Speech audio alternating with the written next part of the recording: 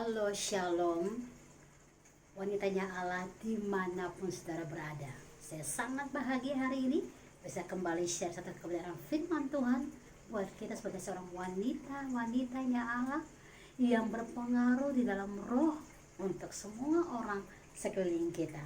Saya akan baca satu ayat buat kita, Titus pasal yang kedua ayat 3 sampai dengan ayat yang kelima. Demikianlah firman Tuhan. Demikian juga perempuan-perempuan yang tua, hendaklah mereka hidup sebagai orang-orang beribadah. Jangan memfitnah, jangan menjadi hamba anggur, tetapi cakap mengajarkan hal-hal yang baik. Dan dengan demikian, mendidik perempuan-perempuan muda mengasihi suami dan anak-anaknya. Ayat yang kelima dari Titus pasal yang kedua. Hidup bijaksana dan suci, rajin mengatur rumah tangganya, baik hati dan taat kepada suaminya, agar firman Allah jangan dihujat orang. Luar biasa. Saudara bisa bayangkan pengaruh seorang wanitanya Allah di dalam roh.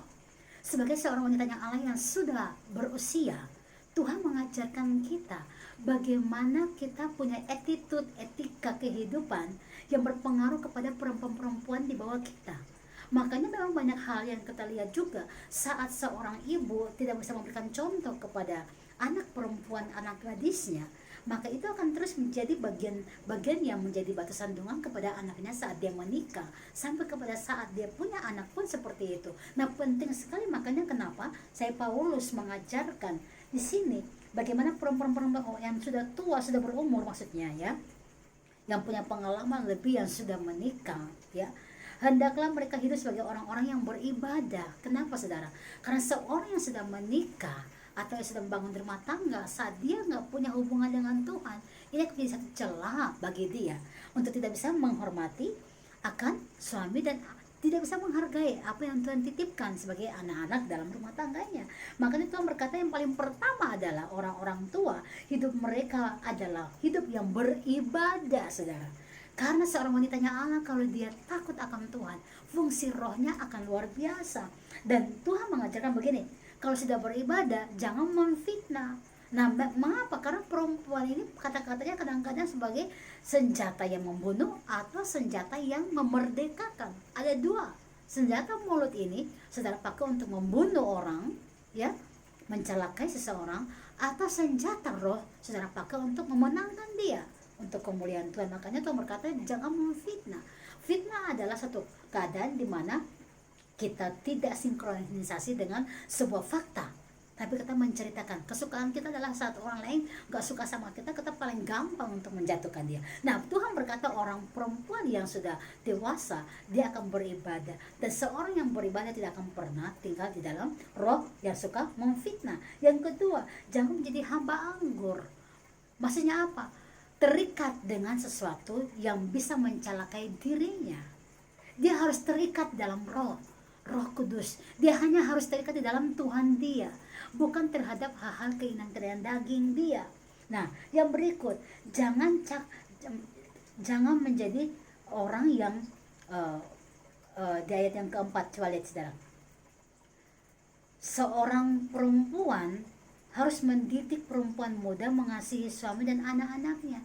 Dan ini yang Tuhan inginkan. Menjadi hamba anggur itu mempengaruhi kita untuk tidak bisa mendidik anak-anak kita. Bukan hamba anggur yang dikatakan anggur saja saudara, tapi hamba secara kedagingan, hamba kepada sesuatu yang kita mungkin berhalakan, barang kita, uang kita, dan kedudukan kita, dan segala macam nama baik kita hamba, saudara. Kita menghambakan diri untuk hal-hal seperti itu harusnya nggak boleh. Kita hanya menjadi hamba Allah yang luar biasa. Karena kalau kita sudah menjadi hamba Allah, kita akan bisa mendidik perempuan-perempuan muda untuk mengasihi suami dan anak-anak mereka. Nah, di sini Tuhan ajarkan seorang wanita dewasa untuk menjadi contoh yang konkret. Makanya jangan sampai saudara akhirnya terlambat karena terlambat mendidik anak-anak saudara. Saudara orang menangis akhirnya karena saudara sungkan, gak enak. Come on, selamatkan generasimu, anak-anakmu sebelum mereka masuk dalam pernikahan. Bahkan mungkin sudah dalam pernikahan, saudara membimbing mereka bagaimana mereka mengasihi suami dan anak-anak mereka.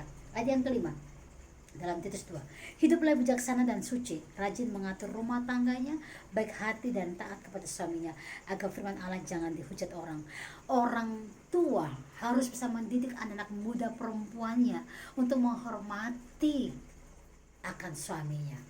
Jangan juga ada orang tua yang berkata saat suami istrinya, anaknya mungkin curhat, lalu kemudian saya udah pulang ke rumah aja. Ini nggak benar, saudara, karena rumah tangga itu diberkati oleh Tuhan. Nah, seorang ibu harus bisa mengajarkan anak perempuannya untuk menghormati suaminya, untuk mengurus rumah tangganya dan mengurus anak-anaknya. Contoh ini kita bisa lihat di dalam kitab 1 Petrus pasal yang ketiga.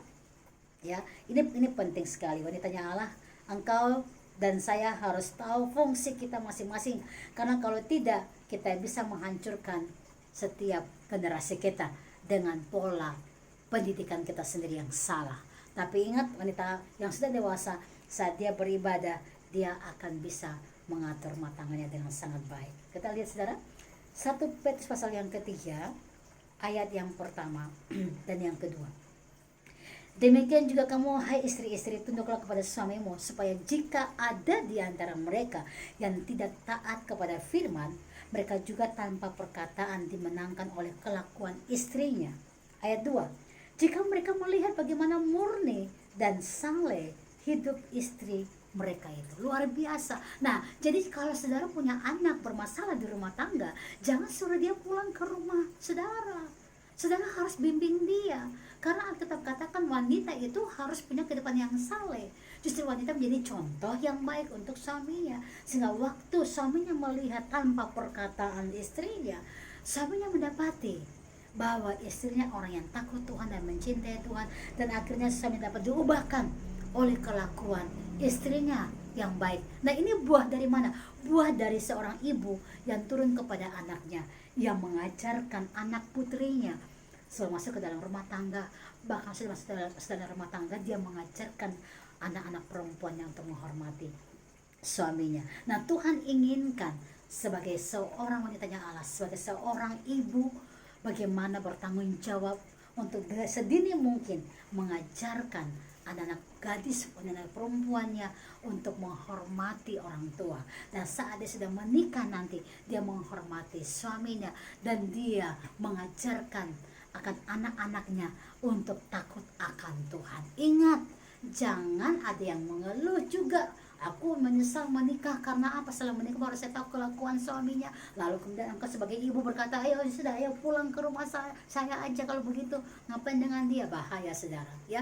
Firman Tuhan ini mengajarkan seorang wanita yang dewasa, wanita yang sudah punya anak-anak perempuan, mengajarkan mereka ke jalan kebenaran. Dan saudara yang sudah menikah, ingat, kelakuan suami bisa berubah kalau engkau mengasihi Tuhan, engkau menghormati Tuhan, engkau beribadah, engkau pasti akan melihat suami akan berubah oleh karena kelakuan saleh hidup rohmu di dalam Tuhan. Jadi dari atas, dari kepala, seorang ibu harus memberkati anak gadisnya, memberkati anaknya yang sudah menikah juga, untuk hidup menghormati rumah tangganya. Itu yang Tuhan inginkan, berfungsi secara maksimal sebagai seorang wanita yang berpengaruh. Tuhan memberkati. Jadilah seorang wanitanya Allah yang berpengaruh dalam roh. Haleluya. Amin.